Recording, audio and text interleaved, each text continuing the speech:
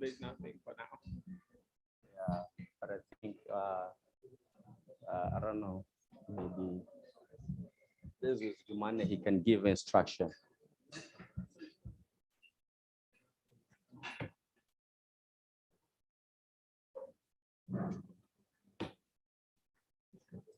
Hello, can we please move forward and we start using this the first line, and then whoever coming in, then they can sit on the back bench.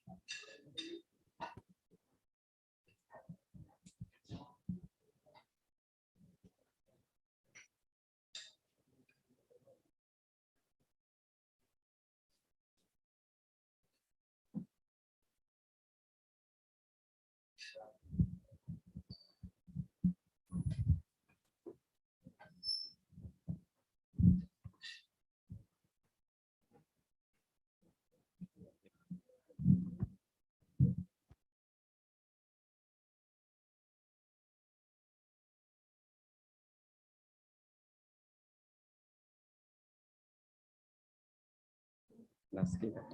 Kwa nini siendelee? Nataka kuongelea kwenye hii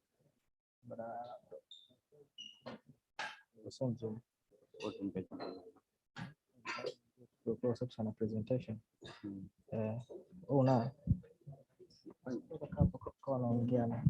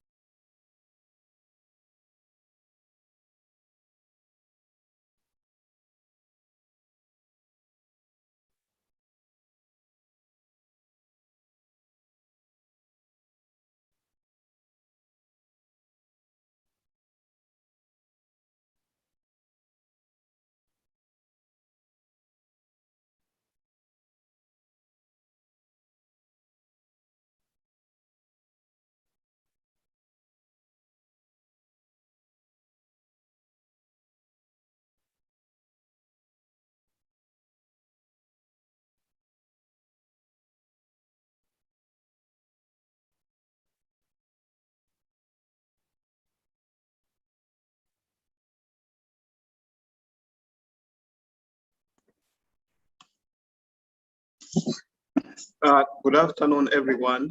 Good afternoon. We are finishing the technical setup. We'll start in the next few minutes.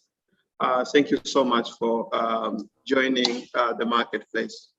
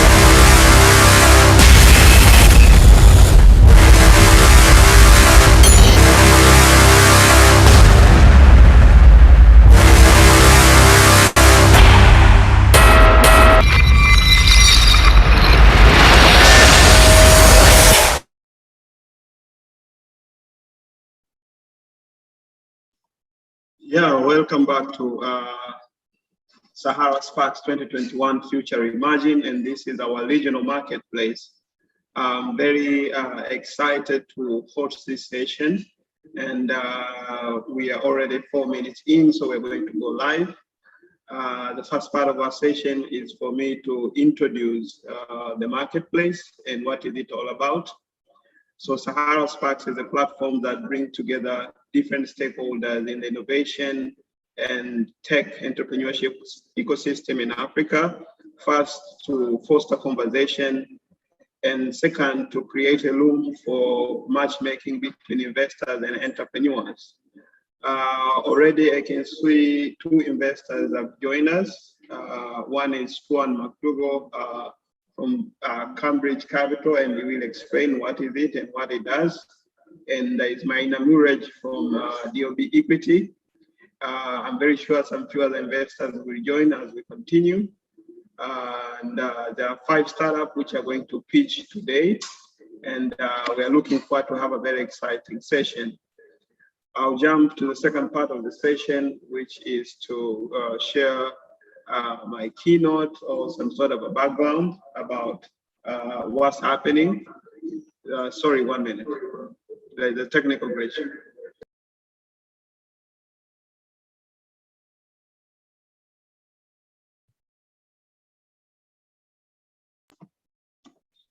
Yeah, so we are back again.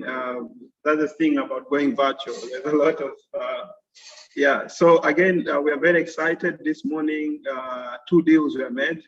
Mrembo Nacho and Pakota Solution were able to close some deals with some investors, and then we expect some follow-up meetings on that side. A bit of heads up to investors. I sent an email with investor. With a deal book as well as a program for the day. If there's any startup that you want to do some sort of a follow-up meeting, feel free to email me back again through the same thread, and then I'll do the introduction and arrange the meeting between the 2 of you. We want to facilitate as many meetings as possible. So Struan and Maina, it's up to you. And also for the startup, there are investors in the deal book that was shared with you. I think Musa shared with you. If he hasn't, then he will share it with you. If you want to arrange a meeting with any of the investors, just contact us and we will arrange that. Finally, so the marketplace, Sahara Sparks, has been happening for the past 6 years. 6 years, we've been putting and bringing together different investors and entrepreneurs to showcase what they do, as well as engage with investors. In the past few years, we've partnered with the likes of Chanzo Capital. We've partnered up with My Growth Fund. We've partnered up with Afe Labs and some other networks to make sure in one way or the other, we're able to create a pipeline of investor-ready businesses as well as matchmake them to investors. As you already know, this is an exciting time to be an entrepreneur in Africa. More than 2 billion USD VC fund has come into the continent. We have some few countries that are doing really good: Kenya, Nigeria, Ghana, South Africa, and Egypt. And we want this opportunity to be equally distributed across the continent. That's why we foster this conversation with other third-tier countries and second-tier countries: Tanzania, Malawi, Zambia, and others. So looking forward to have an exciting conversation. And without wasting time, I would like to call in our investors to introduce themselves. So I'll start with Struan to say something about himself and what he does and why he has interest investing in Africa. So welcome, Struan. Thank you, Jumani. Can you hear me okay? Can you hear me all right? Yes, we can hear you, Struan. Yeah, it's a pleasure to be here. Thank you for inviting me. So I represent Cambridge Capital Group, which is a UK-based private angel network. We've been going about 20 years now, so I guess that makes us veterans in the industry. And as some of the people at this event, Jumani and Jason and Saloom know, I've been looking at the East African market now for about 5 years. I must confess that we have not been active investors in this region yet, but I'm forever hopeful.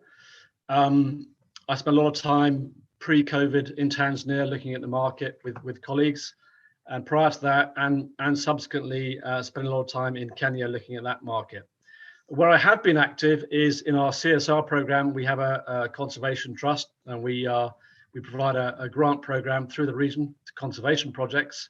But the angel investing world, of course, is my day job, and I'm particularly interested to hear the outcomes of this excellent event here today.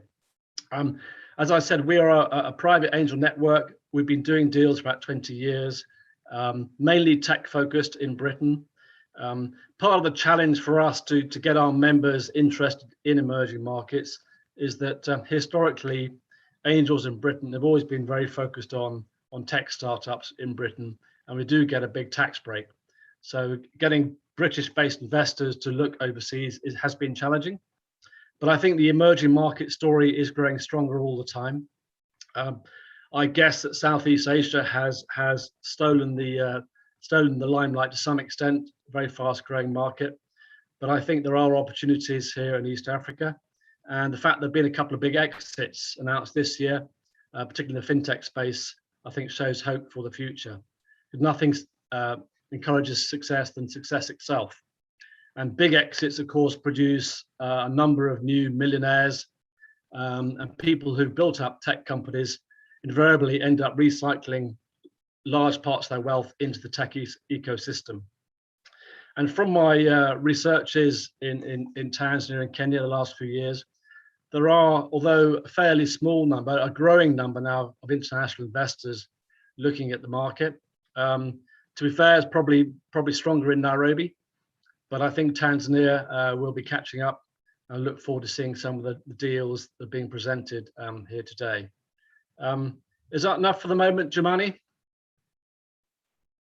Yeah, so thank you so much for that overview, Struan. And now I'll go to Maina. Maina, if you can hear me, you can take it from there. Also provide your overview, what is UOB equity, and what are you doing here today?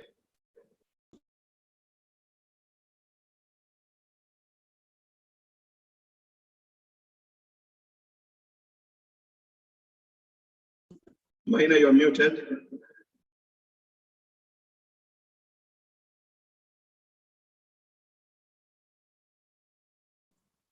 There we go. I think I've just been given permission to unmute. Thanks, Jumanda, for inviting me. I'm here representing DOB Equity. My name is Maina Murage, based in Nairobi, but coming to Tanzania every now and then. So DOB Equity is a Dutch family-backed impact investor. We did have offices in Tanzania, but currently we only have Nairobi in the region. We only invest in East Africa, having exposure to all the East African countries in the past. In Tanzania, we have 3 investments: a dairy processor in Tanga, vanilla farm and processor in the Kilimanjaro region, and 1 waste collection company in Zanzibar. We are looking to do more in Tanzania, of course. We feel we do too much in Kenya and not enough in Tanzania and the other East African countries, including Uganda and Rwanda. But yeah, looking forward to seeing what the companies that are presented today have to show us, and hopefully we can make something happen in the near future. Thank you so much, Maina and Struan. So the next phase of our session is to reflect a bit in 2 or 3 questions on the investment landscape in East Africa and your perception toward the next few years, because Sahara Sparks 2021 is themed Future Reimagine. So the idea is, how do we reimagine the future and the investment landscape in East Africa? What are the things we should do to encourage more capital to come in? But also, what kind of environment should we create that will foster further growth of our ecosystem as far as an investment aspect is concerned? So I will start with Struan. One of the discussion that has been happening in our ecosystem is on investors saying there's not enough investor readiness businesses, and businesses are complaining that there is no capital, especially for the missing middle. So this is a conundrum. It's something which is kind of complicated. Both sides are complaining. What is your take on that, Struan, and how do we fix that? Well, it's a big question, isn't it? I don't think there's any easy answer, but suffice to say that progress seems to be being made. There do appear to be more and more deals being done in East Africa, particularly in Kenya, but Tanzania, there are deals being done. I think investors' capital will always follow good deals. If the ecosystem is starting to produce and showcase good deals, capital will follow. It's inevitable as water flows downhill, because there is a glut of capital out there in the wider world, particularly in the States and Europe and increasingly Southeast Asia, my contacts tell me.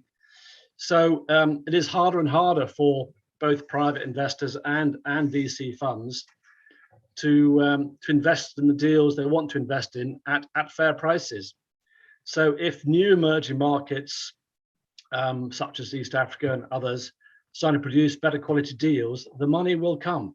And there is already a small community of both angels and VC funds in East Africa. So I think the groundwork has been done, and I'm optimistic. If the likes of Sahara, Sparks, and your peers in the incubation acceleration space, if you can continue to produce interesting companies, and these must be companies where investors feel there's a reasonable chance of a profitable exit. The impact story is not enough for commercial investors. There needs to be a real commercial story and a hope for a good exit. But it has started to come. There have been a couple of big exits this year. So my simple answer would be keep doing what you're doing, keep showcasing companies, and investors will follow. Thank you so much, Struan. And on the same issue, Maina, what is your take? Yeah, I was following the conversations that were happening in the morning, and I think many of the things that were mentioned there, I would echo as well. Some of the grant money could be used in a more efficient way in helping startups. But just to say, I visited, I think in August, and I could feel something different with maybe that's partly the new government, the new leadership in the, but also the ecosystem itself seems to be bubbling quite well. Like there's a good mix of different types of new startups coming up. And I think the main issue right now on the pipeline side is they need that 50K to 100K check before funds like us can come in to gain that initial traction. But I think with the things, the hubs and the accelerators, the incubators, and yourselves, Jumaine and Sahara, are doing a good job in trying to get them to that next level where we can start coming in. And of course, if I always say investors are a bit like sheep. If they think one person is doing well, they're all going to come. So it's a matter of time. Yeah, so again, first I'd like to recognize another early stage investor, Rodri Msechu. He's from Anza Strategy, and he has joined us also to listen to the investor decks that will be presented today. Yeah, so Rodri, if you can say something about Anza Strategy and what you guys are doing as far as East African and Central Africa are concerned. Well, thank you, Jumanne, and happy to be here. I work for Anza Strategy. We are a trade advisory firm, so we help companies that come into the market, and we are leveraging the knowledge we've built over 4 years to also assist local companies. And maybe just to jump into how I felt about this morning session, and to agree with Maina, there's more interesting startups coming up, and I think in another 2-3 years, we'll have some success stories and some numbers to back it up. So I'm excited and happy to connect, but also happy to engage with other investors for mutual deal sharing.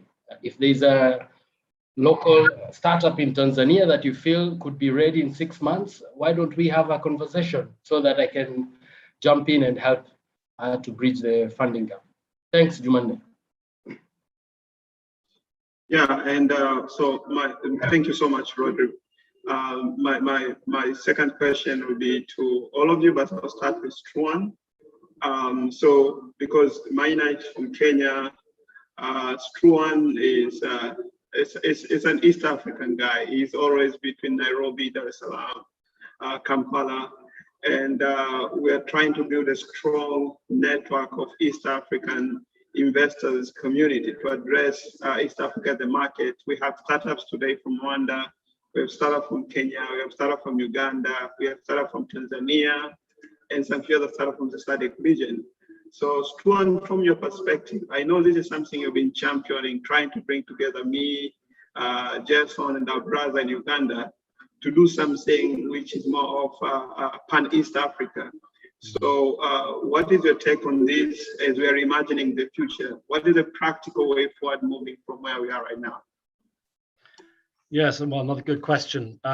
As you refer to, this is still very much work in progress. We've been chatting over the last year with your colleagues at Victoria Ventures about this concept. I think as international angels looking into the market, I think the regional play is appealing.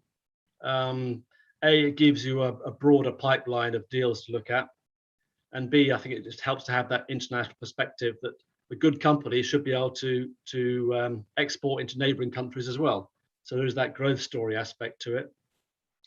But I would say that an investor coming into a market where he or she may not be local himself or herself, it is important to get the support of the local early stage investors, grant providers, and local angels. You know, if we get shown a deal from our main market in our existing business is around Cambridge. If we get a deal from Scotland shown to us, I'll say, well, who's investing locally? Why aren't your local angels investing? And if they're not, there's always a question mark. So it's very important to get that local support from an accelerator like yourselves, or an incubator, maybe a grant, maybe one or two local angels, or a seed fund, and then use the international networks to build out the round so the capital can raise enough, the company can raise enough capital to move forward. So for me, it's a combination of looking at the regional play in terms of a pipeline of opportunities, but also looking at the individual and local investors and partners that we can work with if we can get this little platform off the ground. Thank you so much, Struan. Maina, on the same line, so how do we build this pan-East African investment ecosystem where deals can flow across different countries and investors can invest across multiple countries? What's the best way to do it? No, I like that idea. I think it's always better to target some larger markets, as trying to say. But I'll be careful to make sure we don't forget that many of these countries have their own ways of working, their own cultures. It's much easier for me in Kenya to come to Tanzania to work than maybe someone from somewhere in Central Africa.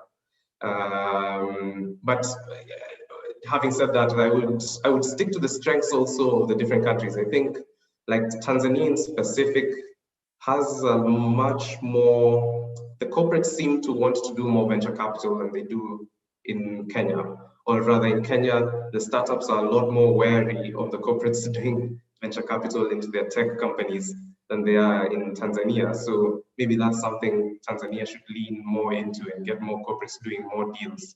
While in Kenya, they've got a lot of funds already in here. So maybe the Sahara could be that connector. It uses the corporates to get the tech companies up to a point where they're now more investable to some of these funds, and then these funds that are in Kenya can start looking more at the Tanzania ecosystem, and as well in Uganda or Rwanda or all these other countries. Yeah. Thank you so much, Maina. Rodri, do you have anything to chip in building an East Africa investor community or investor network to support local startups and local investors?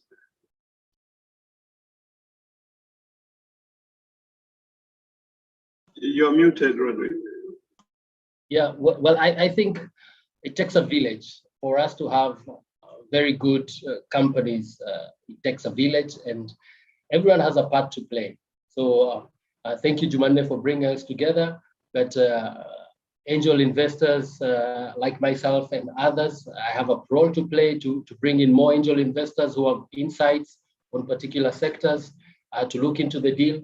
And it's only by collaborating and working together can we then have more successful companies coming out of the ecosystem. And obviously, I agree with my fellow panelists that there is something to learn from Kenya, for example, by the number of deals that have already been done.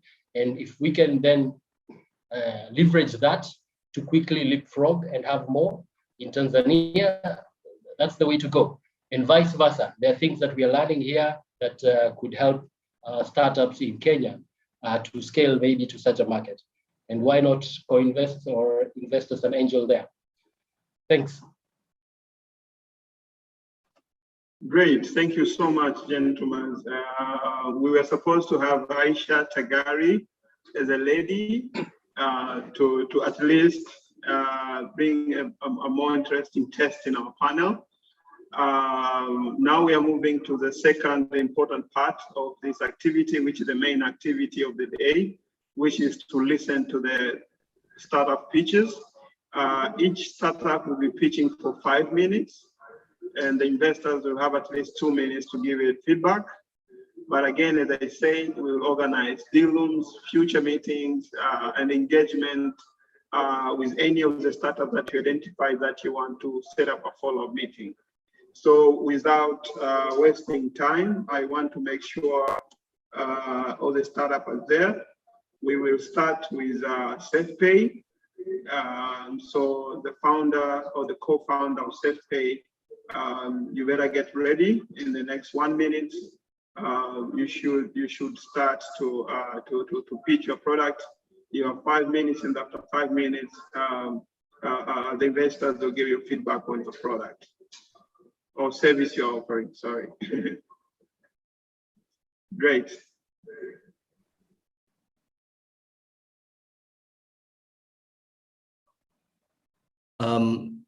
Please allow me to share my screen.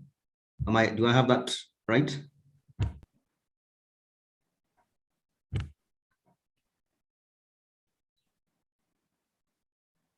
Are you able to share your screen now? Yes, I think, can you see it? Please let me know as soon as you can see it. Yes, we can see it now. Okay, thank you very much. Good afternoon, gentlemen. I know there was a lady. My name is Sam Degwa, the founder and CEO of SafePay Solutions Limited. We run a payment platform called LipaSpot, and our core business is to digitize small businesses. But today I want to talk about an interesting product that we have called LipaSpot Agent. It is an application designed for retail outlets. So what's the challenge that we saw in the retail space? The retail sector lacks access to well-structured and organized digital payment solutions. If you see the picture there on the left, that's a pharmacy with 8 different POS terminals and from 8 different service providers. Most of these retailers take cash payments, and we're looking at digitizing these retailers. 92% in the agricultural sector, 94% in entrepreneurs, 43% in the formal sector still take cash payments. And we see the gap being in the retail space.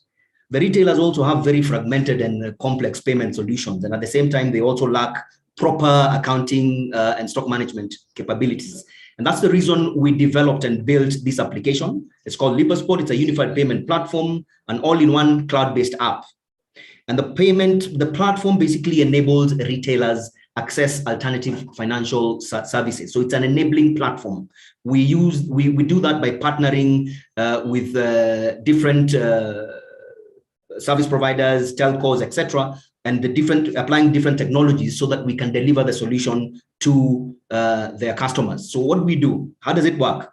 On one end, we have the service providers, and we then embed those services on our platform and then deliver that to our customers. And our target customers are customers who have online presence like supermarkets, clothing and fashion, etc.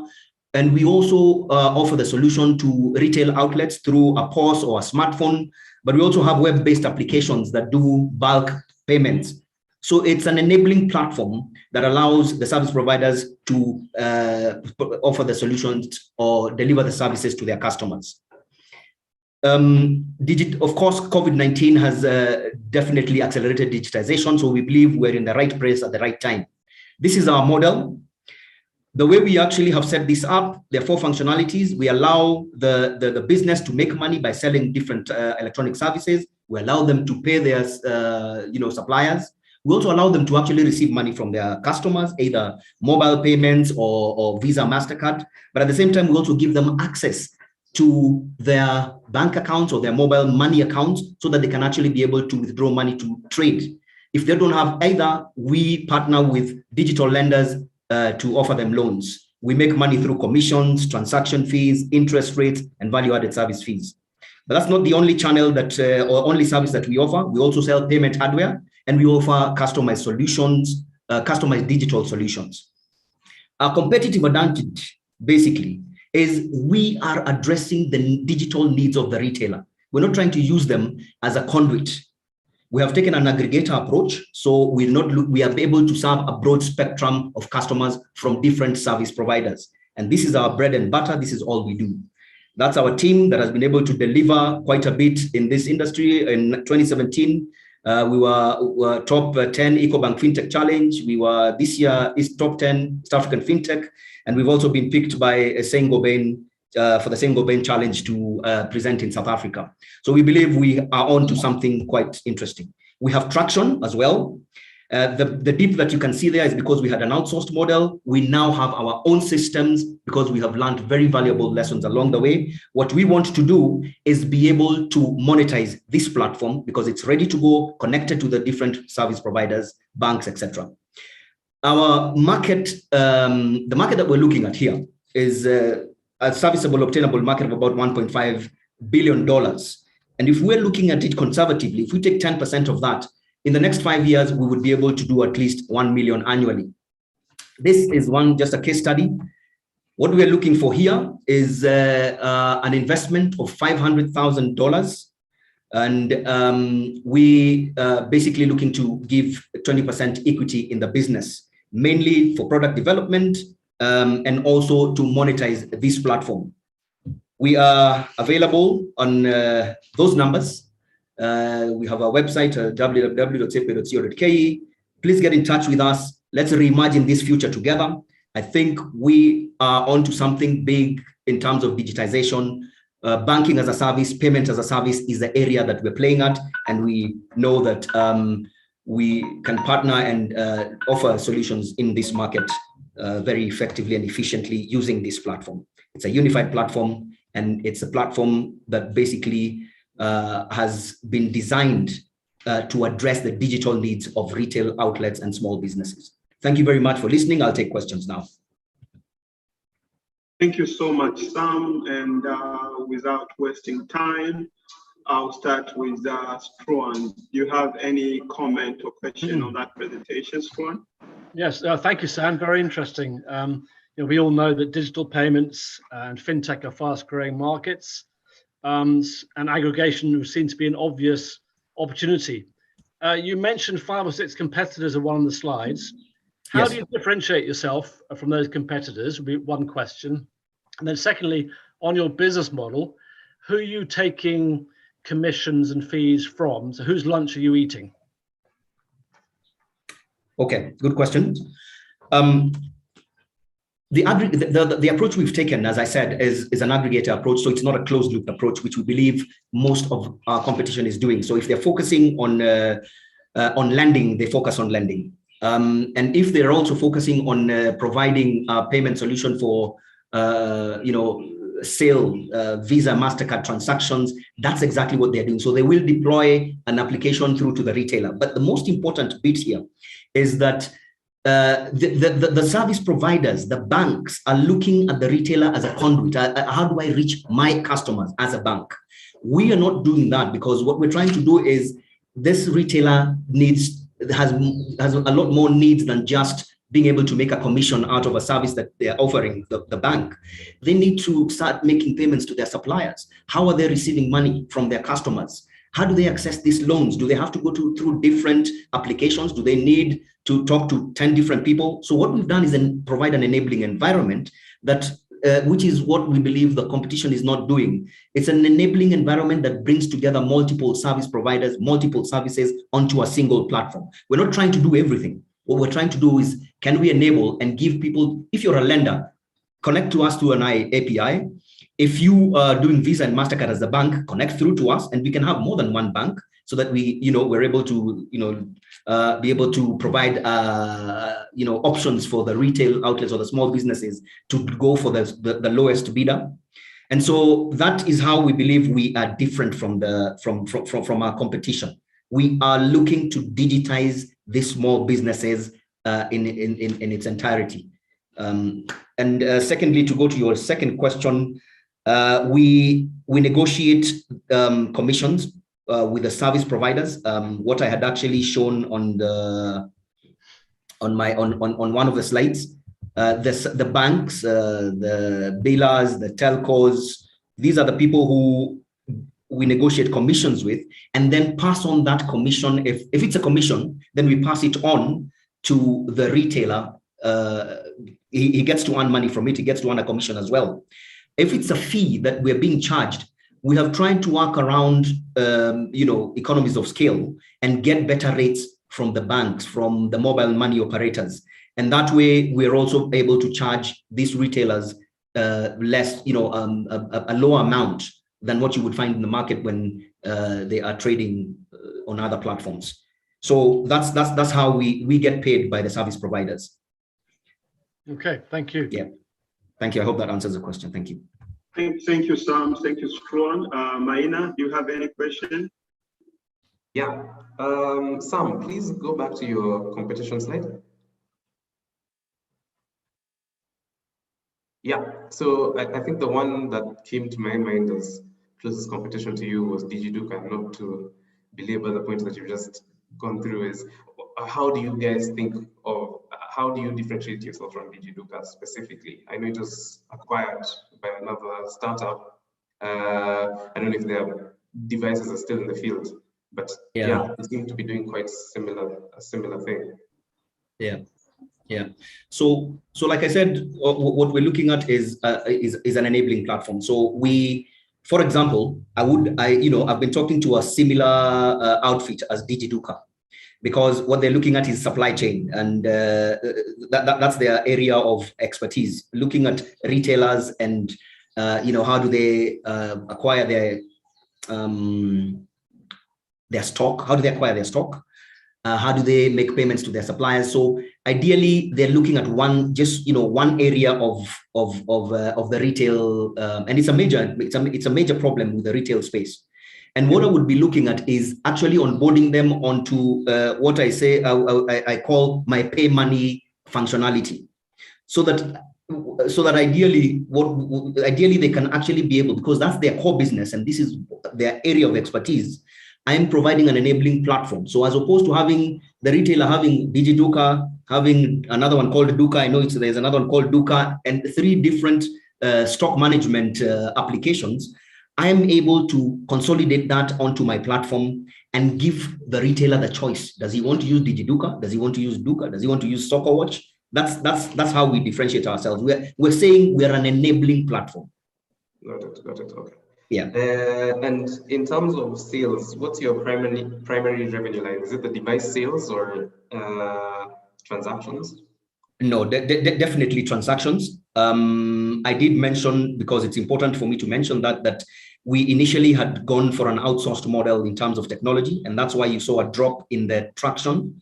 There was a traction slide that I showed there, and our main income basically comes in as transactions. The hardware is complementary and mainly targeted to banks. We sell the hardware mainly to banks that are doing, acquiring Visa, MasterCard transactions.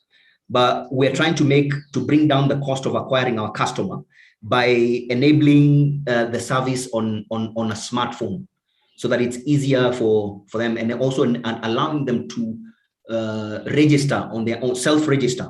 It's a self-registration process, so you can actually download it, and then we haven't gone to the point of downloading and putting it onto Google Play or the iPhone, but that's how we have actually built this this application. So right now, what we're trying to do is trying to look at ways of trying to push it or to market this application, because we've tested it.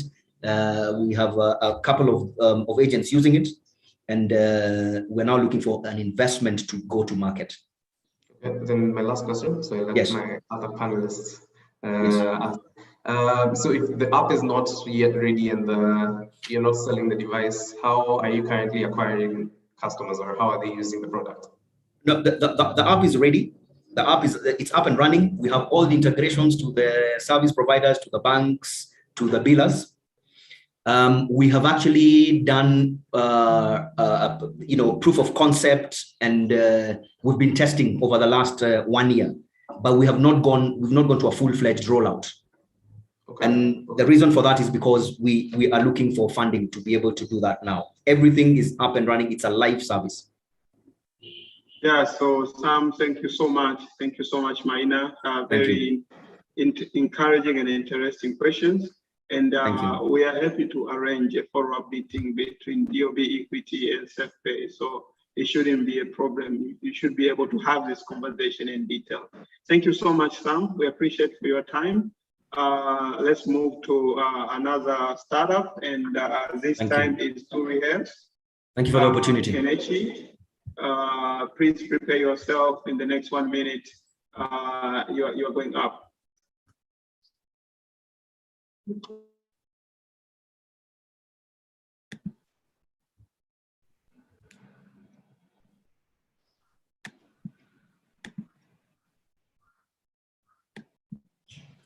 Hello, can you hear me?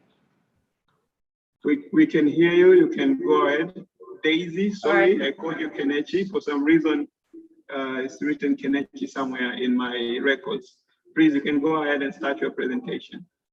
All right, thank you so much for having me today. My name is Daisy Isiaho. I am the co-founder and chief product officer at Zuri Health. So our journey at Zuri Health started with a vision, and it's a vision for quality, affordable, and accessible healthcare solution for all with a simple swipe. And this is because sub-Saharan Africa bears the highest disease burden in the world, with slow and limited access to medical healthcare, expensive and inconvenient hospital trips for small or minor prescriptions, and unequal distribution of healthcare services. At Zuri Health, we have taken time to develop a solution that will fill that gap by digitally connecting patients to doctors. And this is because we see a huge market opportunity, with virtual consultations now emerging as the most convenient way for the doctor and patient interaction. And according to the global telemedicine market, it was estimated to grow to $72.7 billion by the end of the year. And this is where we come in. So Zuri Health is a mobile app that helps patients across sub-Saharan Africa to find and book for healthcare services. Our app is an all-inclusive mobile health solution with test and diagnostics, telemed, hospital, pharmacy, doctor on duty, and doctor at home. You can call it a virtual hospital. So through our app, patients can chat and consult with a doctor. They can buy medication from a pharmacy, book labs and diagnostic tests, and even have a doctor visit them at home. We also take into cognizance Africa's unique challenges and offer first-level medical consultation via SMS service. So this takes care of the over 65% of the population without access to smartphones or the internet. And now users in the undescribed low-income population can chat and consult with a doctor from as low as 5 Kenyan shillings. And I bet you cannot get any better deal than this. So I'm sure you're wondering how we make money. We have 3 key revenue models. We have the subscription model, where doctors pay us $150 annual subscription fee to be onboarded on the platform. We have the SMS billing for patients who consulted and chatted with a doctor via SMS text. And the last one is the commission-based model from pharmacy and lab orders. What makes us different is that we provide an all-inclusive and comprehensive mobile health solution in one app, making it easy for our users to have all their healthcare needs met. And this gives us a competitive edge against other telehealth platforms with unimodal solutions. Our SMS service also targets and reaches out to users who do not have access to smartphones or the internet. So we normally target for the SMS platform, these are usually the younger and insured clients living primarily in rural areas. And for the app platform, these are usually the middle income clients seeking convenience and living primarily in urban cities. And then we also target for B2B, these are certified doctors, pharmacies, and labs and diagnostic centers who are looking to earn extra income while saving lives. So our team is made up of experienced C-suite cutting across product and business development, medical healthcare strategy and growth, and also an advisory board with an extensive experience working and doing business in Africa.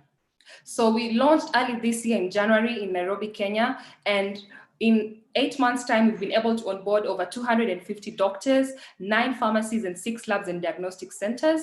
We have over 1,000 app downloads and over 200,000 SMS subscribers. We see COVID tests being a hit with and leading in lab bookings, where we've been able to handle over 1,500 lab bookings. These are especially the users who are looking to travel and get their COVID-19 certificate. We have also partnered with over 9 key mobile operators across Africa with an aggregated subscriber base for mass marketing. To date, we have generated over 195,000 in booking revenue. So we are currently looking to raise $500,000 pre-seed investment. This will go into fueling growth, sustaining and improve operations, and tech improvements to become the #1 mobile health app in Africa. And according to our business case, we are looking to launch in 9 markets across Africa. These markets include Kenya, Zambia, Nigeria, Ghana, Tanzania, Cote d'Ivoire, Mozambique, Angola, and Senegal. So far we've partnered with the 9 key mobile operators, including Safaricom and Airtel Kenya, Telkom Kenya, Airtel Nigeria, MTN Ghana, MTN Cote d'Ivoire, MTN Zambia, Tigo Tanzania, TMCell Mozambique, Unitel Angola, and Expresso Senegal. These are mainly to channel our expansion, especially on our SMS service. According to our projections for the subscription fee for doctors, what we do is we onboard our doctors for an annual subscription fee of $150 annually. And whatever they make through the app, they keep it. So we don't take any commission from our doctors. And according to we made a use case using 4 key markets. That was Nigeria, Kenya, Tanzania, and Zambia. And we say, for instance, if in Nigeria, there are 72,000 doctors. We only target 10% of that number, that is 7,200. We are able to generate a gross revenue of over $1 million annually. For instance, in Kenya, the number of doctors in Kenya are roughly about 8,000, and we're targeting 10% of this. So if you're targeting 800 doctors, we'll have a gross revenue of 120,000 from the Kenyan market. And already we have closed and partnered with over 250 doctors. For the projections on our SMS billing, we see that when we market or partner with telco providers who have a huge subscriber base, for instance, one of the telecom partners, they have over 60 million subscribers, and we only target 20% of that subscriber. If we have a successful delivery of 15% and the cost of service being 5 Kenyan shillings, that's about 0.05, we are able to generate a gross revenue of 90,000 USD and a yearly revenue of over 7 million USD. So I can stop here, and I believe if you have any questions, I'll be able to answer. Thank you so much. Thank you so much, Daisy. That was a very great presentation, straight to the point. I'll start this time with Rodri, if you have any question.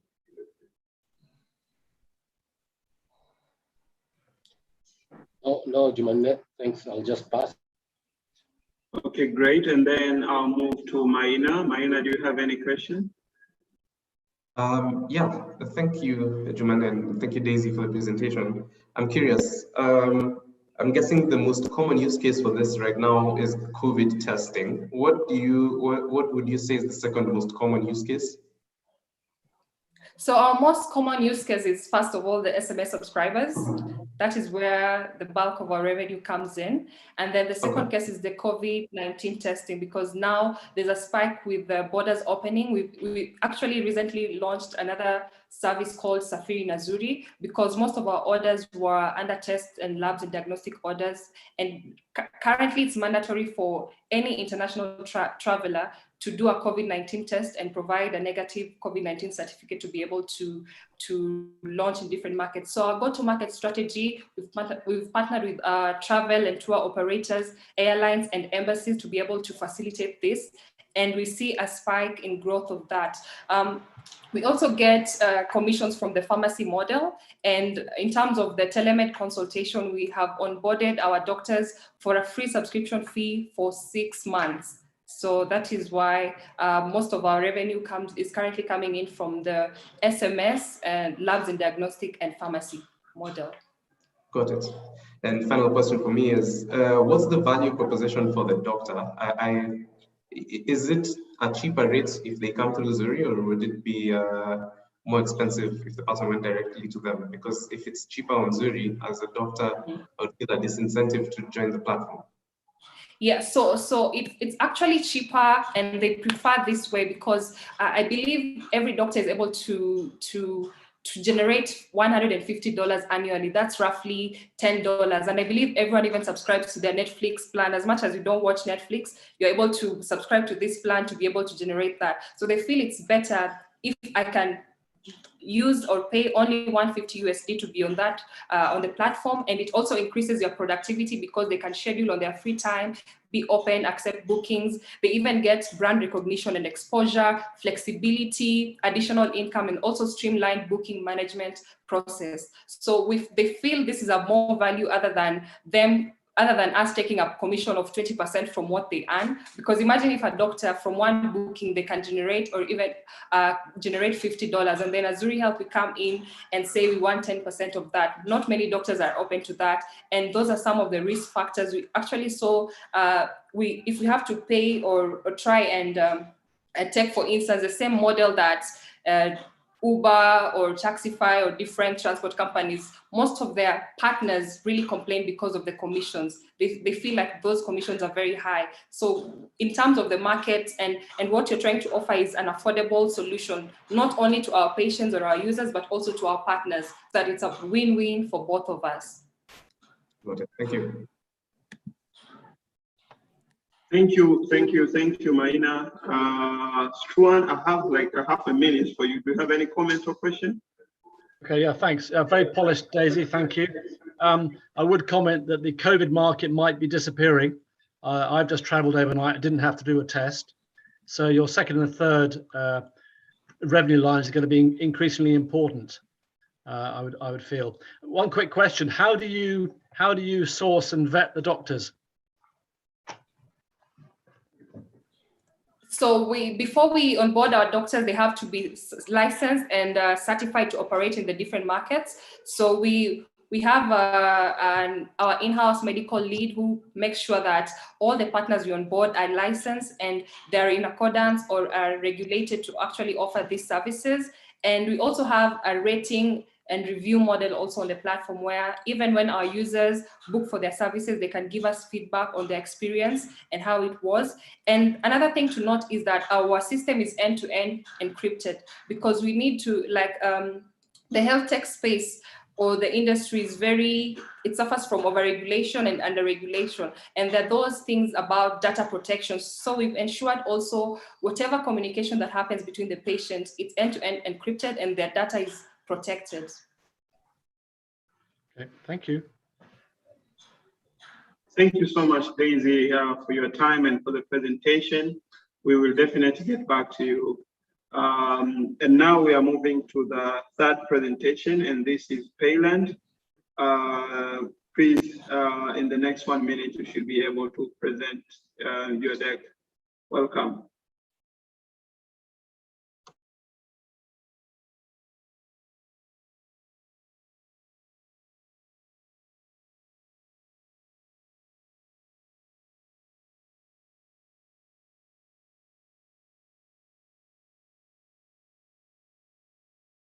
I hope you can see my screen. Yes, we can see your screen. Thank you so much for the opportunity. And to start off, my name is Eleutherius Juma. I am the CEO and co-founder for Payland Africa. So at Payland, we have digitized the black book used by micro, small, and medium enterprises to record credit that they give to their loyal customers. Basically, the black book is a piece of paper or a book that they record the credit. And on top of this digital black book, we've also built a number of tools that helps the retailer manage their business with much ease. So just to get started, growing up in Kenya, Nairobi, my mom used to send me to the local shop and she'd do this minus giving me the cash. And every time I'd go back with either bread, milk, or butter from our local shop, which was John's shop. And every time John used to record this either on a piece of paper or a book that basically he called a black book. Then a few weeks later, my mom would always pay the money that she owes John back. Now, the problem is that John's shop, every time I go back to my neighborhood, John's shop is still the same. The only difference is that his son is the one running the shop right now. And this is due to the fact that John lacks a way to record the transactions that he performs on a daily basis. And from this, he is not able to understand the actual value of his shop, and hence accessing funds for him becomes a problem.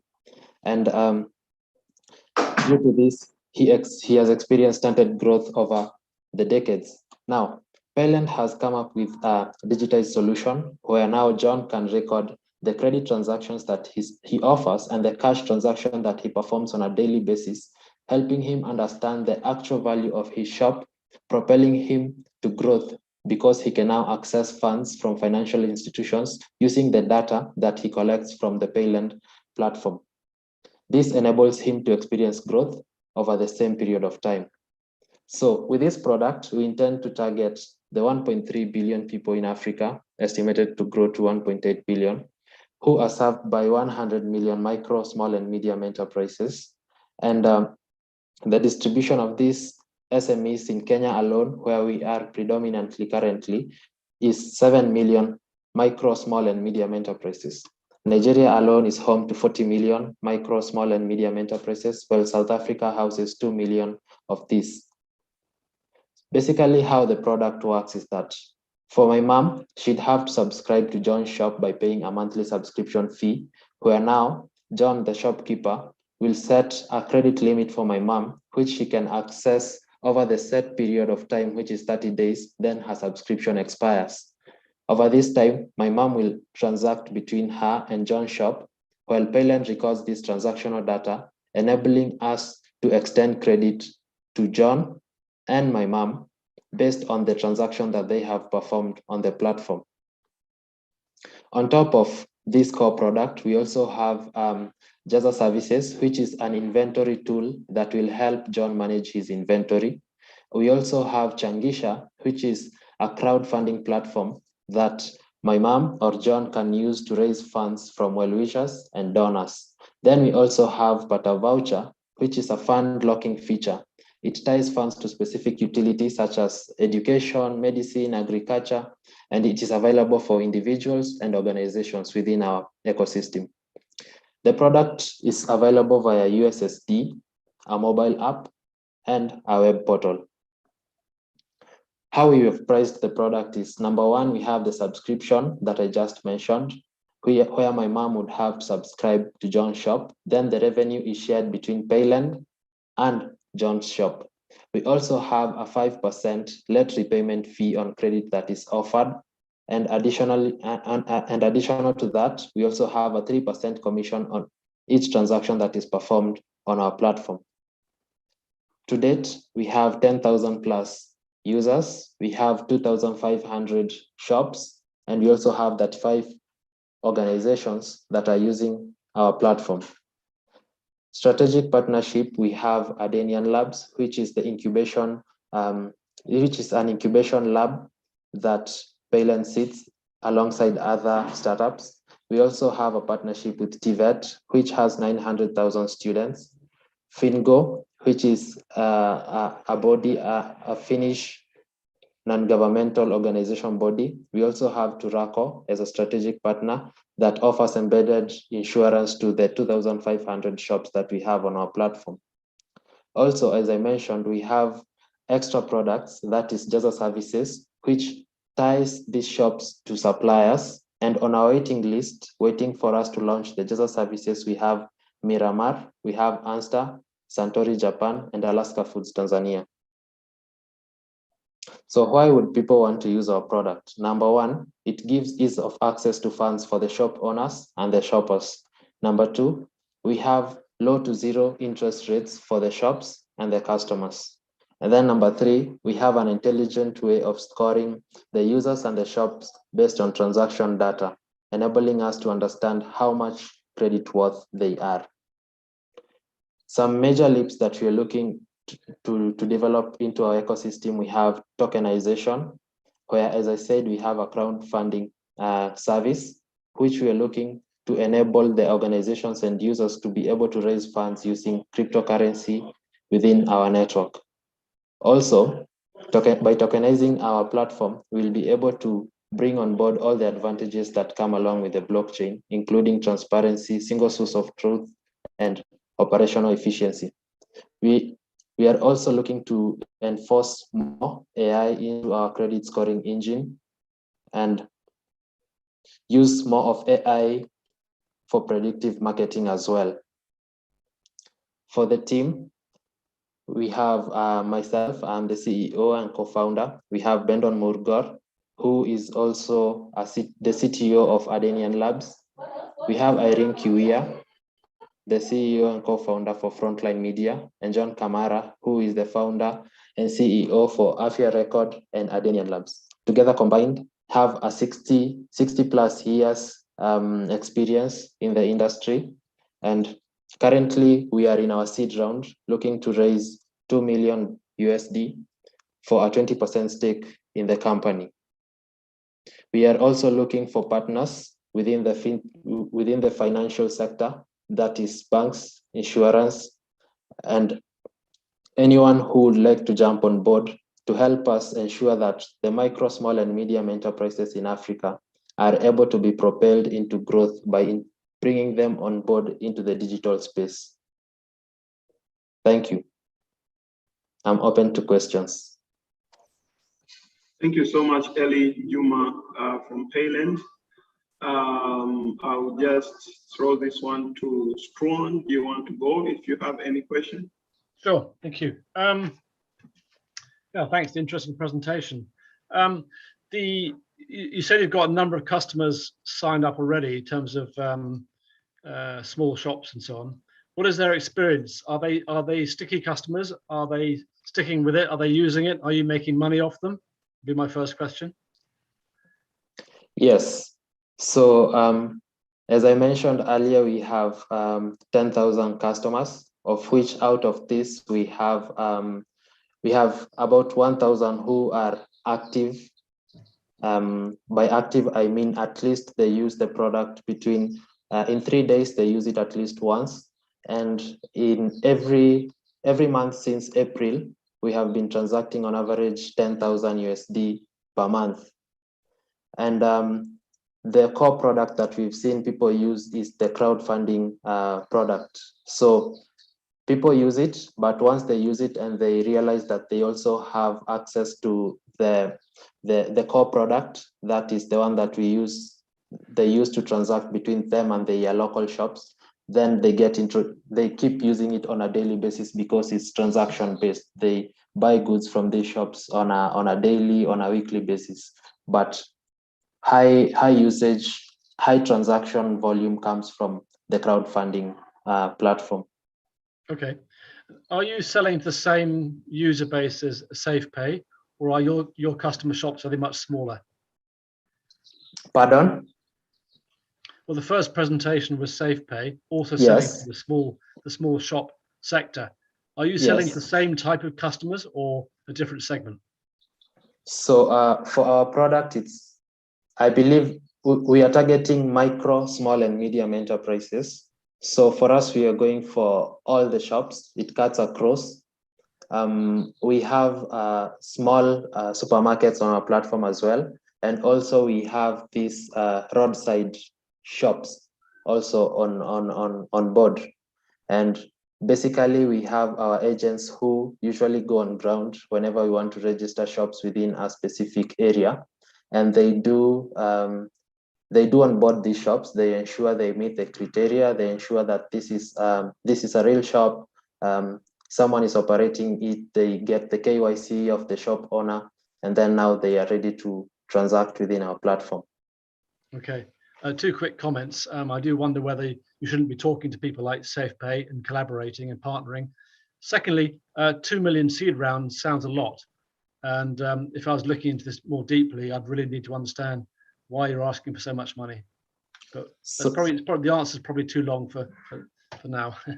So currently with the partnership that we have, currently probably by April we'll have onboarded all the 900,000 students. So our platform by April will be housing 1 million users. And then again, additionally, based on the partnership we have with Ardenian Labs, we are pushing to our product into Tanzania, Nigeria, Zambia, and South Africa. So probably again by April next year, we'll be at least in 2 markets, and by the end of next year, we'll be at least in 6 markets across Africa. Now, based of these predictions, these predictions, that's why we have that valuation. And as well, we have already transacted, and the only thing the market is already there, and we had to take a step back just because we didn't have enough funds to service the kind of requests that people were making. But again, looking at the NPL on our platform, it sits at only 25%, and this is minus having debt collectors on our ecosystem. We do not outsource to debt collectors, which means if we outsource to debt collectors, then this number is going to rise to at least 95%, and having only 5% of the loans not being paid back. And again, additionally, remember, we are not giving cash, we're just giving goods or services. So based on this, that's why we have a valuation of 10 million, asking for 2 million for 20% stake in our company. Thank you so much. Juma, Maina, do you have any question? You have like a minute or so. Well, I think in the interest of time, I'll just say I find a very interesting concept and I would like to speak further. Yeah. Okay, thank you so much, Ellie. We'll move to the next presentation, and this is from Saina. So in the next 1 minute, Saina, you should go up and present your deck.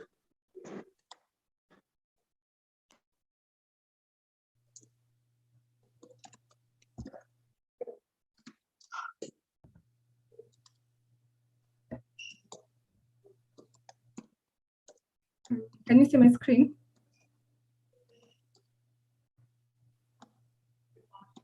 Can you hear me? Yes, we can. Yes, we can hear you and we can see your screen. Please continue.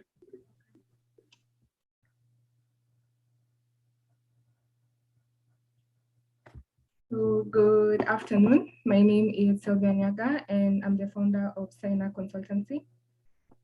And what we do at Saina is we provide safe and dignified sanitation solutions, paying special attention to needs of people who are mobility challenged. And I would like you just for a few seconds to imagine that you're a physically disabled person. You live in the rural areas and the only means of sanitation you have access to is a pit latrine. And what this means is that for you to use this pit latrine, you have to crawl and literally sit bum flat on the toilet. And this strips you of your human dignity. And if you're lucky enough, then you're able to get such a tin. And lucky for us here today, we are only imagining. We have millions of people that go through this challenge every single day. And these methods are unsanitary. They expose them to wash-related illnesses such as diarrhea. They are very uncomfortable and it promotes open defecation. And the current solutions that we have in the market are one, the bedpan, which is uncomfortable. It has a higher risk of leaking if it's positioned wrongly, and there's a chance of spillage when it's being transported from the user to the main latrine. The other product we have is a commode. And with a commode, there's chance of spillage as well during transportation. There's splashback during emptying, and you can only use it one time. And so to solve this, we are providing the AutoLove toilet. The AutoLove toilet is basically a portable toilet that's made up of two main components, at the toilet and the support frame. And it offers comfort to our users. It has a backrest, armrest. It has wheels for portability. It can be assembled and disassembled, which means that it can fit in very small spaces. It means that our users do not need to walk, say, from their house to the pit latrine, which is normally the case in rural areas, because then the pit latrine is outside. It ensures the safe disposal of waste, and it's very easy to clean.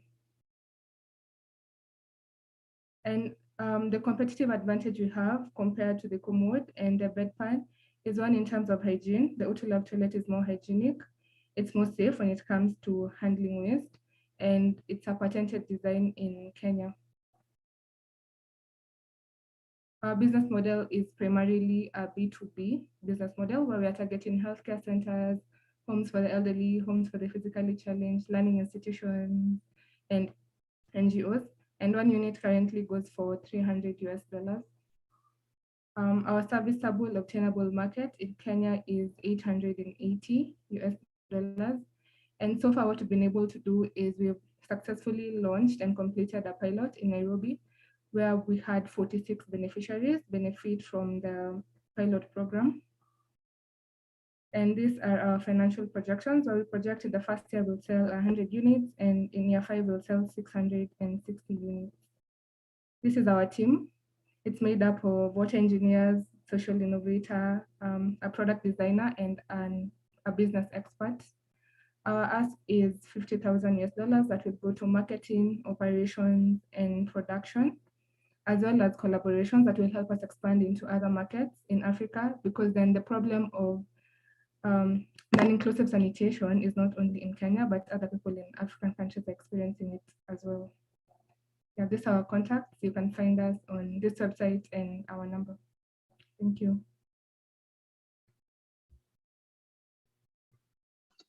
Thank you so much, Sylvia. I'll start with Rodri. Rodri, do you have any question? Yes, I do. Thank you very much, Sylvia, for a very interesting presentation. I wanted to know how much it takes for you to produce one unit that you sell at 300 USD. So one unit is costing us 19,000 in Kenya shillings. It's costing us 19,000. So let me just convert that. 190 US dollars. Okay, thanks. And for the 50K, what is it going to be used for? So the 50K one, we use it in marketing because we really need to. We are struggling with our marketing currently, and it's a bit costly. And then 2, in production. So it will help us lower our production costs, because currently we're producing at very minimum scale. So we only produce 10 units at a time, right? Which is a very small number. So it will help us just reduce the cost of production, because one challenge we're having with the B2C is that our users, we do have users that want the toilet, but they're not able to afford it.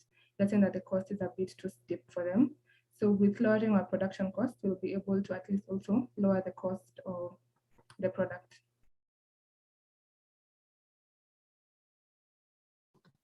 Thank you so much, Sylvia. I will move to Maina, if you have any question.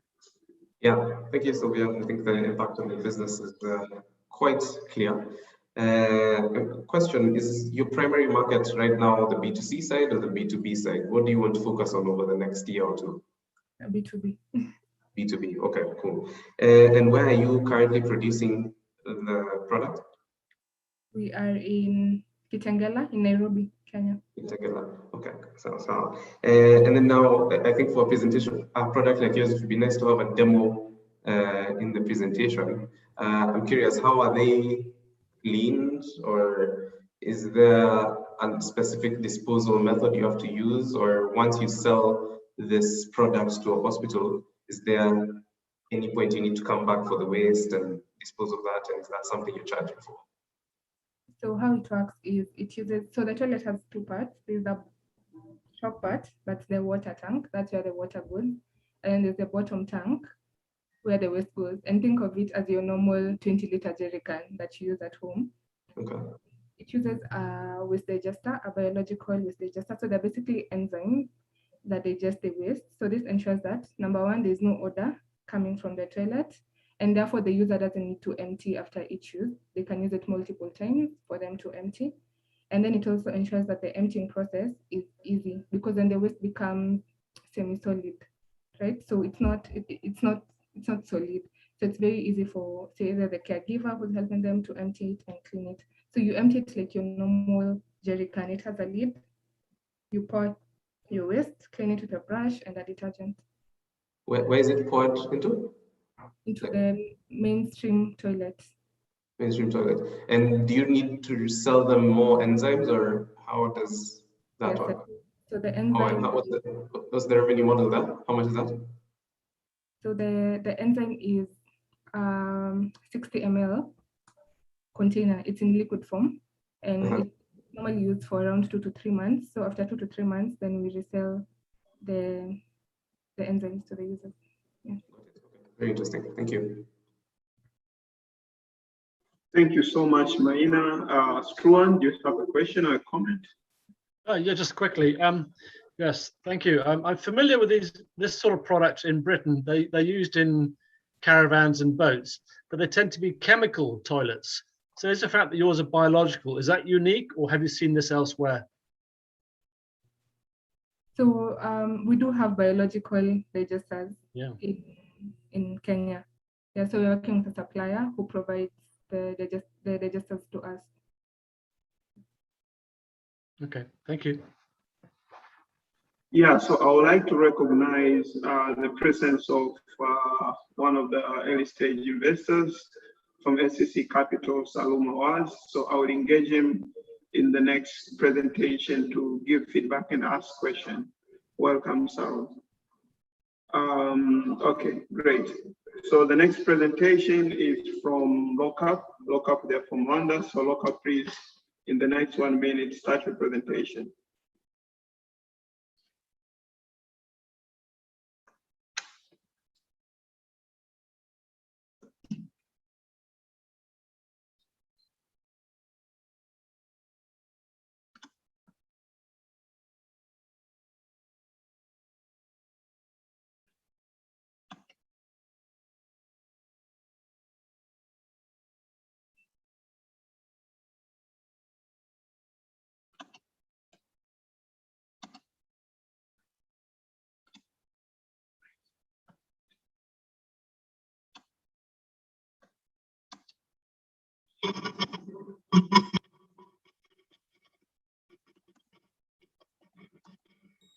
Can you hear me okay?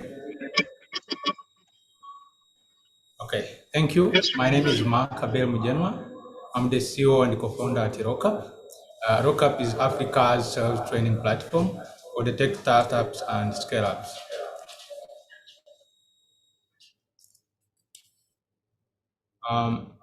Looking at the data, 0.05% of startups raise venture capital. 75% never return money to investors. 90% all of the startup fail.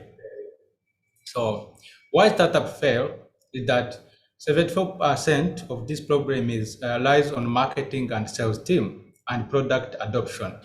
So there is lack of product market, team problems, marketing and sales.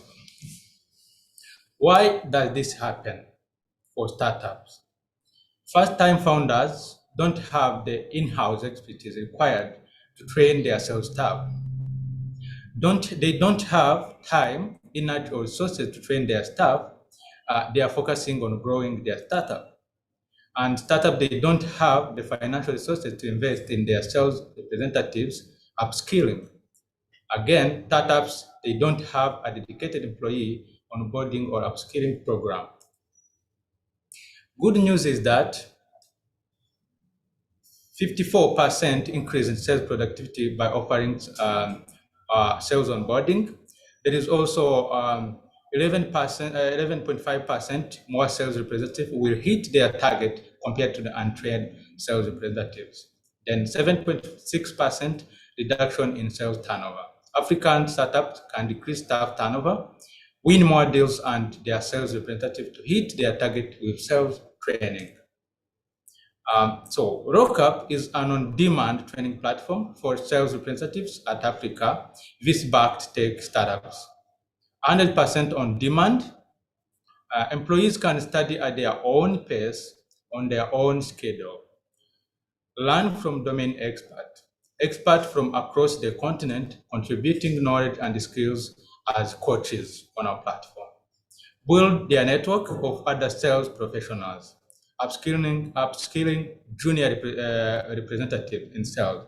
Now founders can hire sales representatives with no experience and provide the training required for the representative to succeed.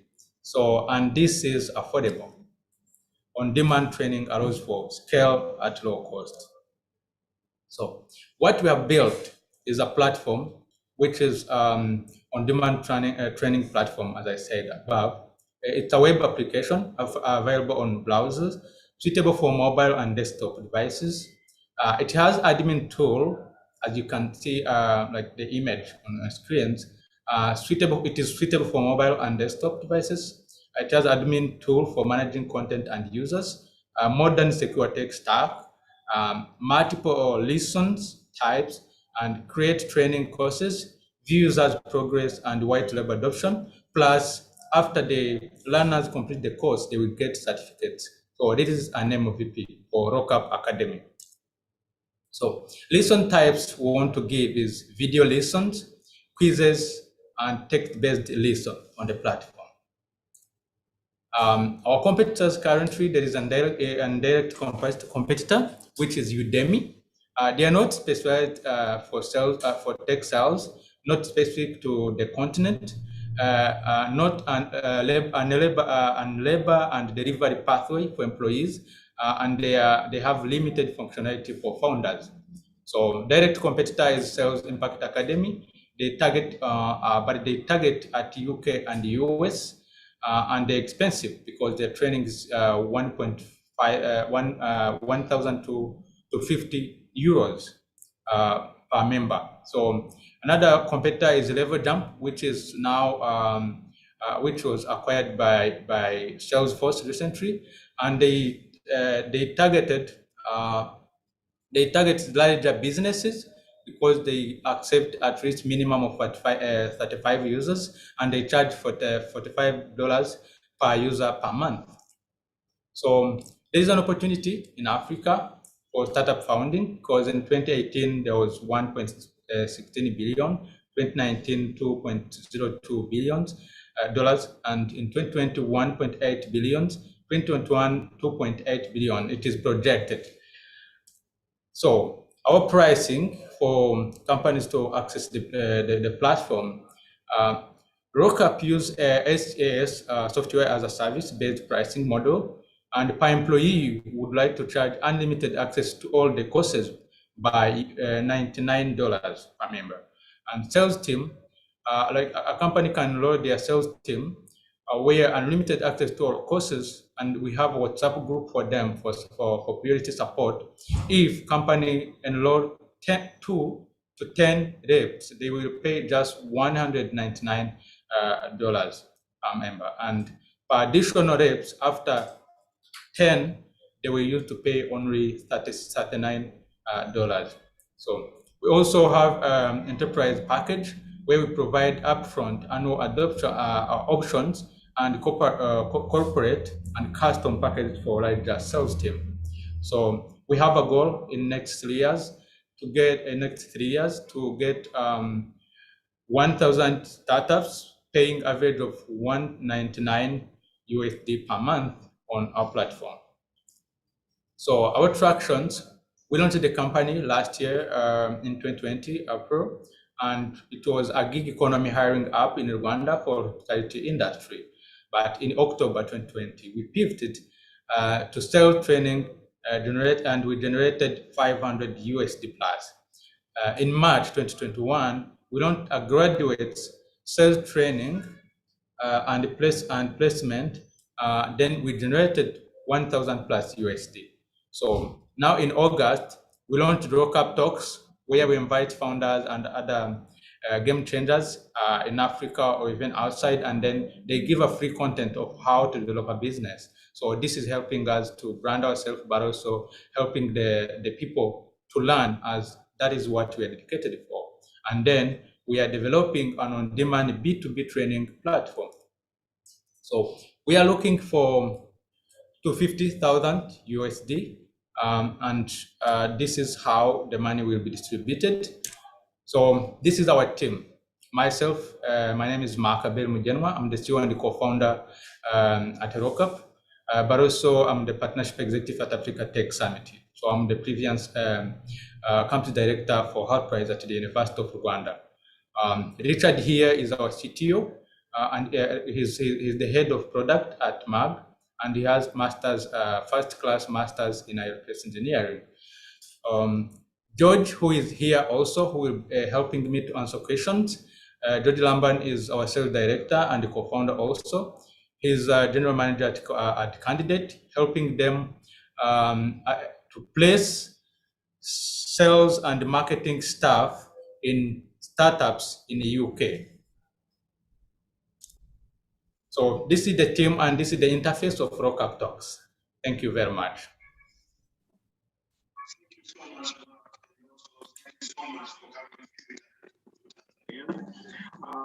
So I'll jump straight to Salum. Salum, this is your chance to ask a question if you have any, or otherwise I'll pass to another investor. No, I'll pass to Jumanne for now. Okay, thank you so much. And then I'll move to Struan. Struan, do you have any questions? Yes, I thought you started off saying this was a sales training business, but the last slide there is more about interviews with business leaders. Could you just clarify that, and could you talk about content, the sales training side? Where's the content coming from? Sure, good question. So whilst the platform's still being developed, it should be finished towards the end of this year. We wanted to leverage the technology we had so far to help foster a community of startup founders and team members at startups. So we launched what's called Rock Up Talks. So what you're seeing on the screen there is Rock Up Talks, and it's essentially just an interview show where we speak with different founders and experts across the continent. And it was just a way for us to leverage the technology that we had and really start building the community there. In terms of the content, what we're going to be doing is partnering with coaches across the continent. So these will be sales and marketing experts who work at other startups, and we will be incentivizing them and paying them to deliver a recorded training session. And the thinking behind this is that we want to take a lot of the experts across the continent, create different training modules and programs, but employees at all the startups across the entire continent can access their knowledge through an essential L&D pathway. The way that we see this going is that we would see a startup coming in, an employee would add in their field. So is it B2C, is it B2B, the size of the business, the customers they're going after. And then we could essentially present an L&D pathway trained by different experts across the continent, and it's all recorded. Thank you. Maina, do you have any question?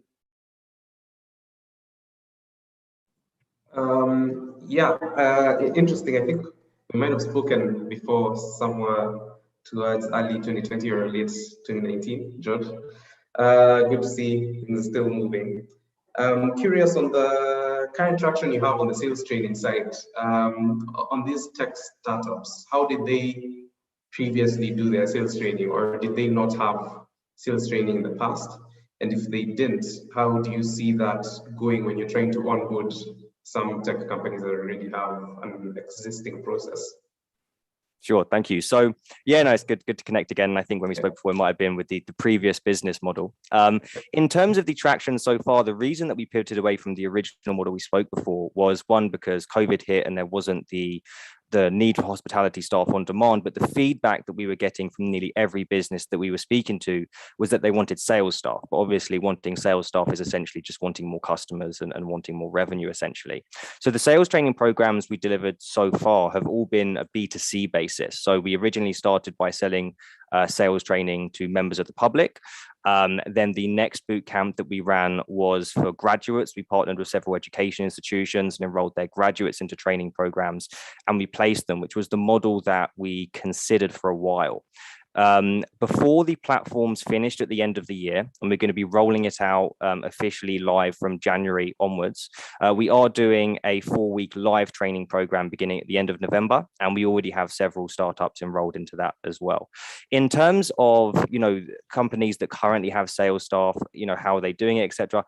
I think that the sweet spot here is the type of customers that we're initially targeting. So we're targeting businesses that are during that startup scale up phase where, you know, it's all hands on deck, and maybe it's not a 5,000 person company with a trainer on board and lots of spare time and a really succinct pathway. You know, everything's moving fast, everything's scaling quickly.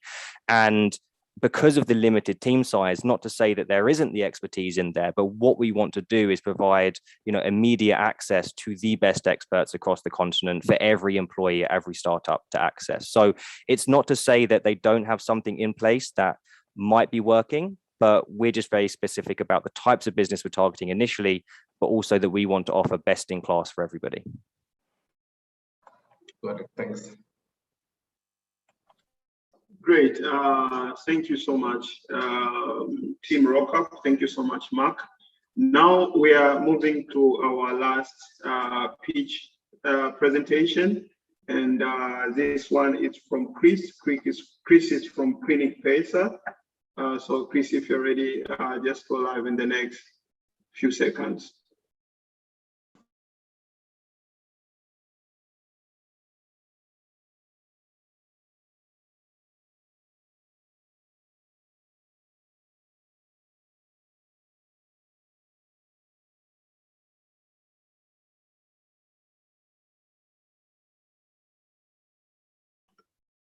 Chris, I think you're muted.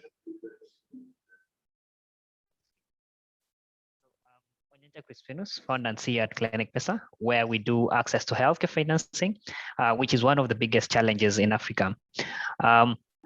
In Uganda, of course, the insurance penetration stands at 0.7%, which is a low margin, bringing everyone actually paying out of pocket expenditure. And in Africa, the problem is even actually intense, standing at 2.8%, leaving out a lot of countries actually paying with out of pocket expenditure. This, of course, has some side effects such as people selling their only source of income just to offset their medical bills, people skipping antenatal visits, most especially the expectant mothers, those selling their properties also ending up into poverty. Now, Clinic Pesa has devised a simple solution that enables the customers to be able to save from as low as 30 cents on a daily, weekly, or monthly basis, and this actually used for paying their medical bills. So we've simplified our journey more so for the patients, where we've actually partnered with a telecom partner and put Clinic Pesa on the mobile money menu, in that the customer is just able to dial *165, that is the mobile money menu, and then be able to select the option of loans and savings, select Clinic Pesa, and they're actually in. So once they're in, whatever money they're actually saving, we have a commercial partnership with Equity Bank. This is a bank that generates interest for Clinic Pesa on the savings. So we've actually grown from we've built a model from just a solution for loans and savings into an ecosystem solution, whereby we've partnered with healthcare facilities. And these partner healthcare facilities have also introduced kind of a model for Clinic Pesa, a new model, such that the money is kept within the same ecosystem, whereby a patient who has actually saved, they're able to pay to this healthcare facility, and the healthcare facility now we are piloting a model whereby they can actually be able to do restocking from the distributors, because we've grown our network of healthcare facilities now to over 1,400 healthcare centers that actually, these include hospitals, pharmacies, the resellers, and then drugstores, as well as clinics in our system. Now, over time, we've also seen, of course, a new introduction for, a new request for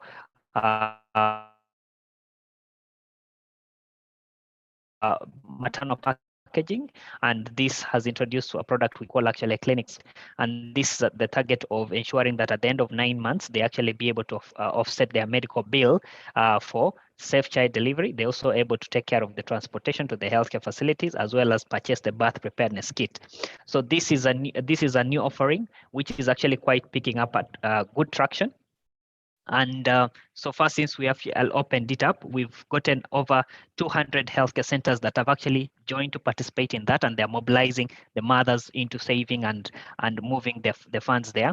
Clinic Pesa has, of course, built a very scalable infrastructure that is now able to consume the traffic that is actually coming from the telecom partner, which is giving us access to 14 million customers also. This has also received blessings from the regulators. Has received blessings from the regulators to enable Clinic Pesa be able to actually perform to serve the markets, the low income earners, those people with or without internet connections, because this is accessed on USSD. Now, of course, we are not the first to offer such kind of solutions. There's been normal insurance products, there's been normal other lending products, but Clinic Pesa offers a customizable, something that is customized for healthcare and basically paying within the healthcare facility, so you don't have to withdraw money, but you can just be able to advance your payment directly to the healthcare facility. Of course, we do have different segments of customers. We have the patient side, where we are offering affordability, convenience, and also hoping for better healthcare outcomes. And then we also have the side of the healthcare facilities, where we are actually extending to them more paying customers throughout our strategic partnership with the telcos. And then we are also extending to them new value-added services such as the restocking unit, as well as looking towards the future, where we're going to be extending to them credit from the services as they're actually serving the customers after understanding their data, the data that is actually being processed through the payment platform. Now, Clinic Pesa also looks at the angle of impact, and of course, we're looking at aspects of course, the beneficiaries. We're looking at affordability. We are looking at the safe child delivery, as well as reducing the debt burden for the healthcare facilities, so that they can actually focus on delivering quality healthcare to the patients. Over time, we've grown quite some journey, of course, beating regulatory patterns, being able to strike partnerships, big partnerships that bring us actually customer base, and also bring us on the aspect of interest for the savings, where we've actually built an ecosystem. We've grown our network of healthcare facilities to 1,400 plus. We also already pre-scored. We've already pre-scored the over 7 million accounts under the mobile money systems, and this we are looking for capital so that we can actually be able to serve these customers better. We've also received approvals from the central bank to be able to roll out this now at a major scale. We're also looking for this funding so that we can actually grow our network of healthcare facilities by a double-fold, and also scale our mama's product, as well as finalize our pilot for the restocking unit. So we have different ways how we generate revenues. Our service is entirely free for the customers, but we generate revenues through the partnerships we strike with the commercial bank, where we're generating an interest of 7% on the volumes of the savings that actually seated with the commercial bank. And then we also have interest on every loan that we're actually extending to the customer, as well as transactional fee at the point of withdrawal for the facilities once they've received their payment. Of course, we've looked at different, we've projected for, now that we are opening up our scale, we've projected for revenues coming from the different models that actually we actually running. Of course, we also looked at that compared to the costs. We're looking at anything we do, let's say, for example, revenue share as a cost. So our costs, of course, drop as we anticipate our costs to actually drop as we open up and convert more of the mobile money customers who we actually have access to into Clinic Pesa customers by, of course, now that we've reduced the process to just one step, where they just put in their mobile money PIN accept the terms and conditions, and they are able to opt in. Our growth plan is simple. We are currently we're in the central region. We are looking at of course scaling this to the entire country as we're moving on in the second year. We're also looking at replicating the service in the other operational countries that actually MTN is existing. And of course, we believe the current partnership, this current strategic partnership that we actually have that is giving us a base and a co-branded product would go a long way once we're doing the replication in the other operational markets that they're actually running in as well. Today we are seeking funding, $1 million in equity, and this is going to go a long way to convert 1.4 million customers into Clinic Pesa customers, and also allow for the new services such as the mamas and also the restocking unit to be able to be grown. Also allow the growing our network of healthcare facilities by a double-fold, because this is also a strategic go-to market for us to be able to convert visiting patients who are visiting the facilities into Clinic Pesa customers, as well as we're also raising $1 million in debt, which will go a long way into serving our loan book, because we are the ones servicing the loan book. So we're having conversations with commercial banks as well to take part in giving Clinic Pesa direct access to capital so that we can actually be able to lend, but as well as we're looking at institutional investors, because we believe that the institutional investor capital is a bit affordable and cheap. The team is represented by me taking lead. I have my co-founder who is actually bringing in experience on the side of operations and budgeting, and then we have someone who's heading the legal as well as finance, and then we also have someone who's actually in the side of marketing. So we've grown our team to a team of 33 members who are actually moving Clinic Pesa into a reality. We also have a team of advisors and the people who have actually invested we from different companies, and these are now the current board seats. They're taking the current board seat, driving the vision of the company to the next level and making sure that Clinic Pesa's vision actually turns to a reality. We also have partners. Of course, these are the partners I've so far talked about. And then we also have funding partners that have so far contributed into Clinic Pesa's growth and building value into Clinic Pesa that today we of course seeking for institutional investment so that we can be able to grow further the vision. Thank you.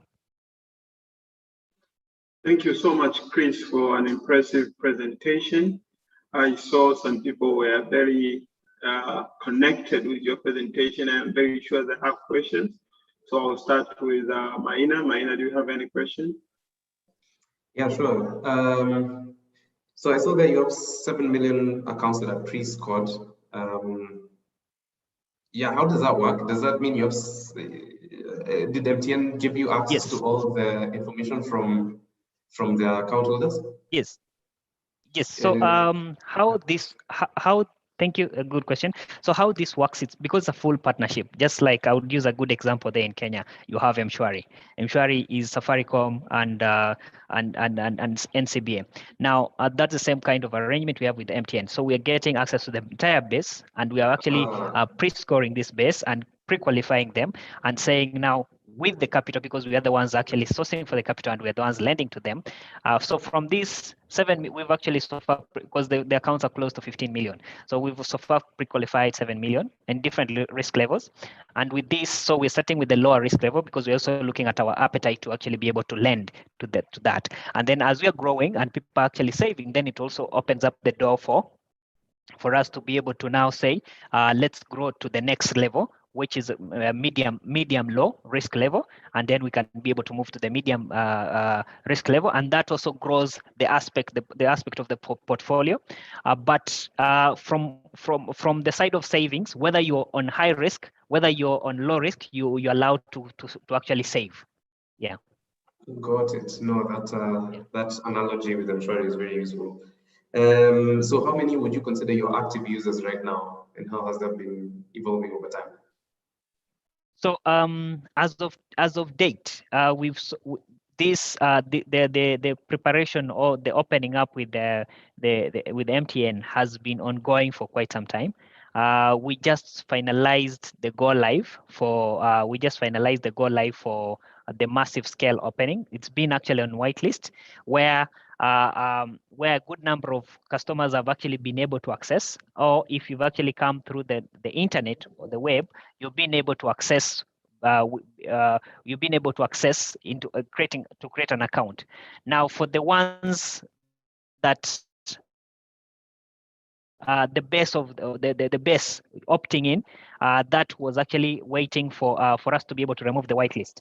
So we are hoping to remove the whitelist either next week, because we just received the clearance for removing the whitelist. That was after stabilizing the system, because this is going to mass market, and we needed also to first of all boost on the side of the network of healthcare partners, because once your funds are in, then people have to go. You have to actually go to a healthcare center to actually pay or to receive care. Now there was an issue of people are walking to the healthcare center, but they do not have healthcare centers that are actually going to serve them. So we had to focus on growing the network of healthcare centers. And today we have over 1,400 that is distributed across the central region. And so now it's the right time, and we have the right flags to be able to open on the side of the consumers, because the consumers on day one, someone is going to be taking a loan, and they're going to be taking a loan because the loan is not disbursed to your account, it's disbursed directly to the healthcare facility to actually give you a service. So then there's a question of do you have enough healthcare facilities to serve these consumers? So that was the level as to why we actually limited on the whitelist and ensured we can actually be able to grow the network of healthcare facilities. Now with that, we're removing the whitelist, then everyone now will be able to start being able to use the service in the central region. Okay, thank you. Yeah.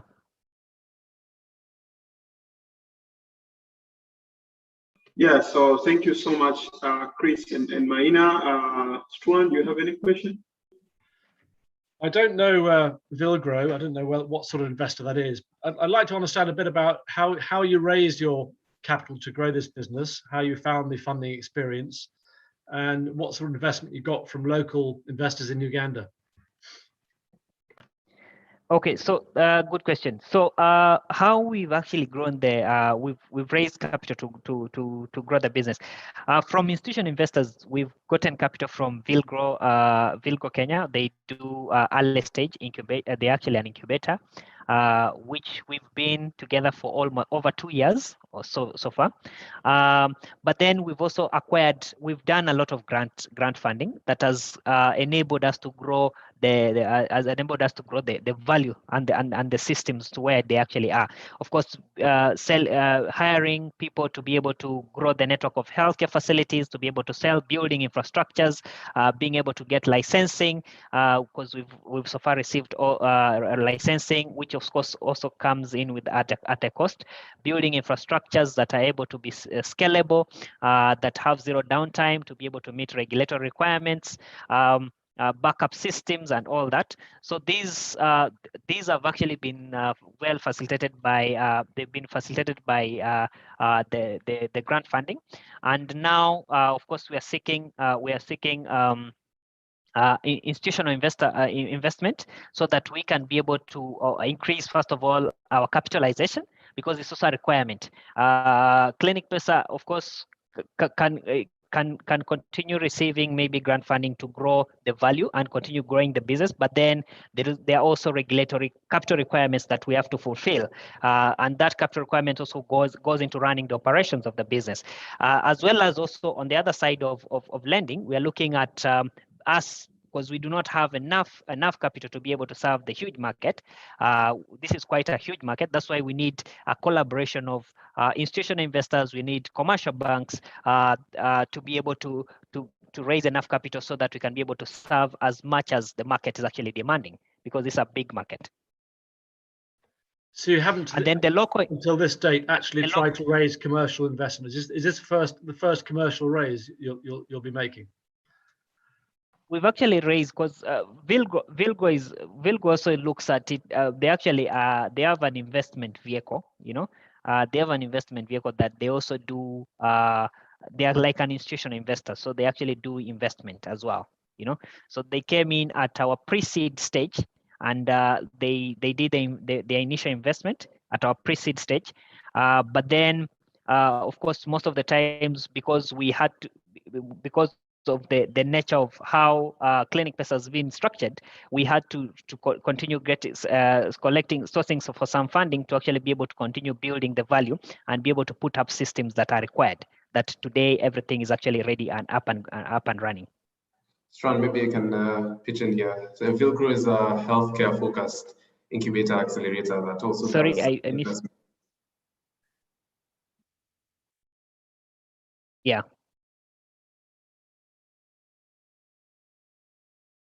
That's fine, thanks.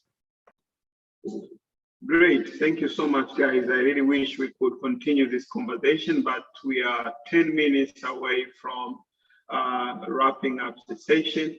It has been an impressive conversation. Thank you so much, Strawn. Thank you so much, Maina. Thank you so much, Rodrigue. Thank you so much, Salum Awaz, who were on the investment side of things. And thank you so much, Chris.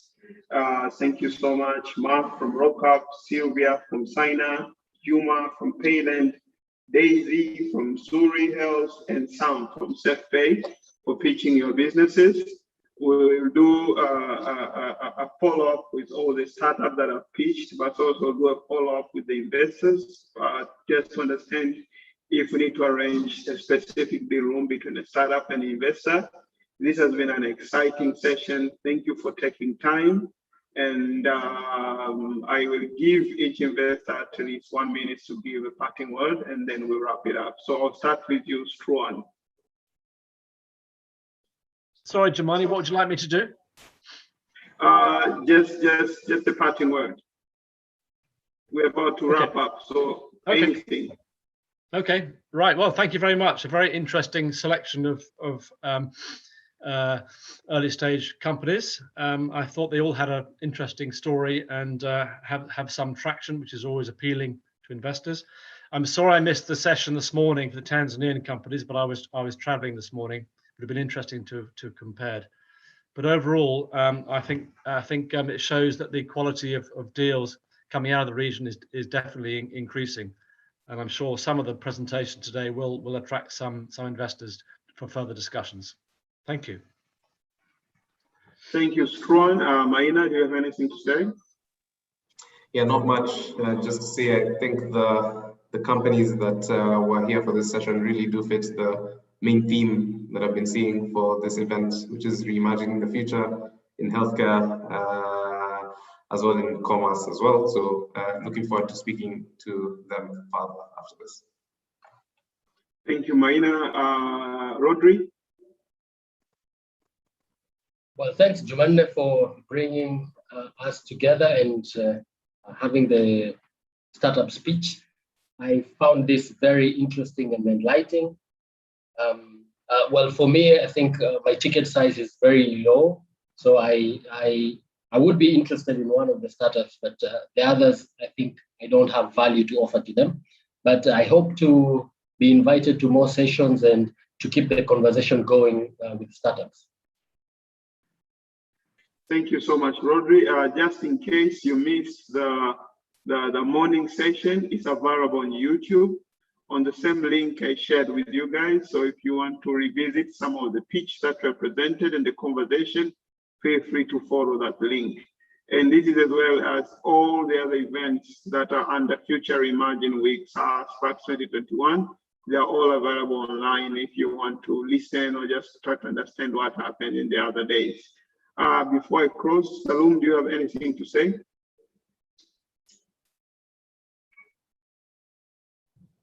Yeah, I think unfortunately I joined in late, so I found only 2 companies, and I think they are very interesting. So for Clinic Pesa, which might be probably above our weight, but I think it's an opportunity that we can see how we can help Clinic Pesa in raising the raise that they're doing now, $1 million equity and $1 million debt from other network of investors that we work with. Probably we can work on that. So probably if we can catch up after this talk, probably we'll see how we can be of help. Great, thank you so much, our investors, for the day. It's unfortunate we couldn't have one of the investors, Aisha Tagari. I think she had an emergency. It has been a very nice, enlightening session and very informative from the conversation, from the pitch deck, from the questions, and we are looking to do this more next year. So every quarter we'll do at least one marketplace for both regional and local to try to create more appetite and pipeline for investors who are looking to invest in the East African region. So to partners out there, we are open to discuss this further and see what are the next practical steps we can take. Sahara Sparks 2021 Future Imagine, and I'm now declaring this session closed. Let's keep in touch via email and the mobile phone, and we can be able to take it to the next level. Thank you so much, guys, and have a wonderful Friday evening. Bye. Thank you very much. Bye. Appreciate your time. Thank you. Thanks, everyone. Catch you later. Thank you. Thank you.